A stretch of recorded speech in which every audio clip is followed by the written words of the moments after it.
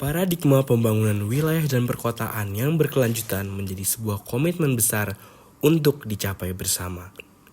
Hal ini dibuktikan dengan adanya Sustainable Development Goals nomor 11, yaitu kota dan komunitas yang berkelanjutan.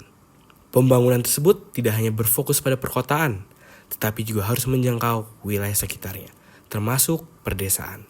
Seperti yang dikemukakan dalam teori ekonomi neoklasik untuk pertumbuhan antar wilayah, interaksi antara desa dan kota terjadi dengan adanya aliran modal dari kota ke desa, serta aliran tenaga kerja dari desa ke kota.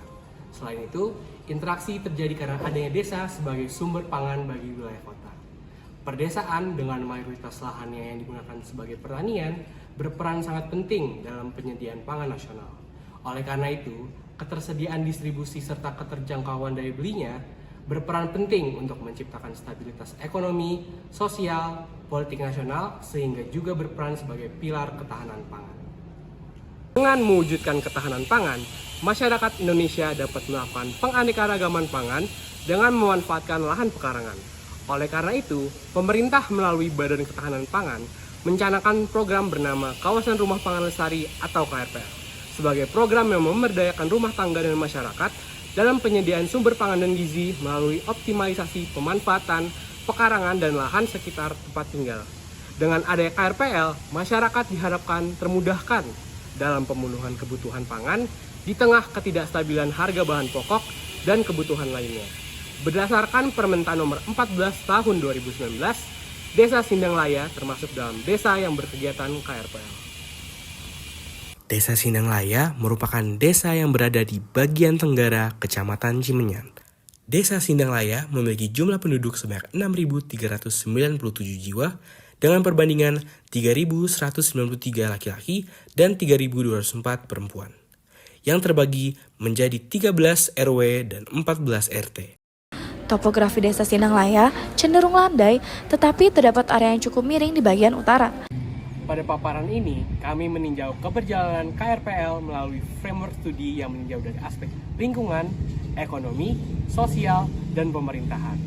Data-data terkait dikumpulkan melalui metode pengumpulan data seperti primer dan sekunder, melalui observasi, wawancara, maupun studi literatur. Menurut salah satu narasumber kami, Ibu Nendah selaku mantan Ketua Pelaksana KRPL, Desa Sindanglaya merupakan desa pelopor adanya program KRPL. Selama berjalannya program, masyarakat Desa Sindanglaya, terutama kelompok wanita tani, sering mendapat kunjungan dari Kecamatan Cimenyan dan Cilangkrang untuk studi banding terkait cara penanaman yang baik.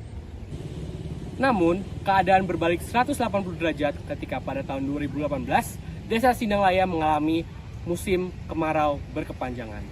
Kekeringan yang terjadi menyebabkan kurangnya pasokan air sebagai sumber irigasi dan menghambat kegiatan pemberdayaan tanaman komoditas KRPL. Hambatan yang tak kunjung selesai ini berakibat pada antusiasme dan semangat masyarakat yang menurun terhadap program KRPL sehingga program ini berakhir terbengkalai. Pada tahun 2020, terdapat usaha sayuran, peralatan, dan pelatihan hidroponik pribadi bernama Safira Farm Hidroponik. Dengan melakukan usaha hidroponik, Pak Ridwan selaku pemilik usaha mengaku mendapat keuntungan yang besar dengan modal yang kecil. Pengembangan Safira Farm Hidroponik dibantu juga oleh mahasiswa IPB yang sedang melakukan praktek kerja lapangan di Desa Sindanglaya.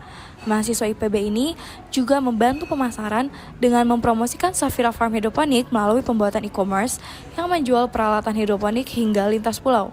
Selain itu, mahasiswa IPB juga membantu mengaktifkan kembali kelompok wanita tani atau KWT di Desa Sindanglaya dengan mengajarkan menanam secara hidroponik.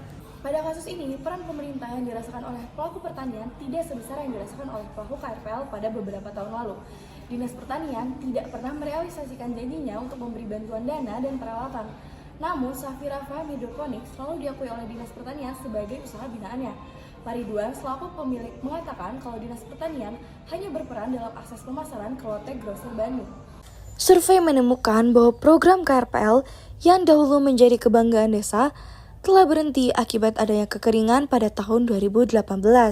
Namun, upaya mandiri seperti Safira Farm Hidroponik menunjukkan bahwa warga desa tetap berinovasi meskipun dengan dukungan terbatas dari pemerintah. Keberadaan Safira Farm membuktikan bahwa kewirausahaan lokal dapat mendorong keberlanjutan sektor pertanian. Dalam kasus ini, kami menggunakan pendekatan Social Enterprise for Rural Development di mana konsep pendekatan ini bersifat holistik. Konsep ini menekankan bisnis sosial adalah sebuah usaha yang dibangun dengan tujuan untuk mengatasi sebuah masalah sosial yang terjadi di lingkungan masyarakat, namun juga tetap memperhatikan keuntungan atau profit yang dihasilkan dari usaha tersebut. Nah, dalam konsep ini terdapat 3 domain. Yang pertama ada policy domain, plurality domain, dan social enterprise domain. Berdasarkan penerapan konsep dan kajian yang telah kami lakukan, terdapat beberapa rekomendasi strategi bagi persoalan pangan di Desa Sinanglaya ini yang telah kami rumuskan berdasarkan konsep dan juga framework di paparan yang awal. Yang pertama, ada pengembangan infrastruktur seperti sistem pengairan untuk mengatasi kekeringan.